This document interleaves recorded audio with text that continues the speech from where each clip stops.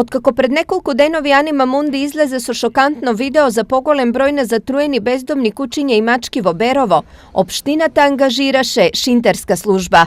Имаме склучен договор со економски оператор, кој беше распишан претходно 2 недели и денес е склучен договорот, ќе пристапи кон хумано заловување на кучињата и се надаме дека дел од проблемот кој подолго време не реши, значи состојбата со зголемениот број на кучиња се дължи на тоа што веќе последните 2 години воопшто немаме склучен договор и не е извршен третман врз кучињата скитници. За услугата општината на фирмата од Куманова ќе и плати 200.000 денари, што веројатно ќе биде доволно за третман на околу 30 до 40 кучиња.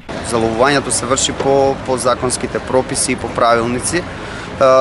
Животните конкретно ние ги заловуваме кафезно, доколку тоа е во можност, и од тој момент се транспортираат до прифатилиштето во Куманово, остануваат 7 до 14 дена и значи се тестираат на лешманија, тоа е зоонозна болест.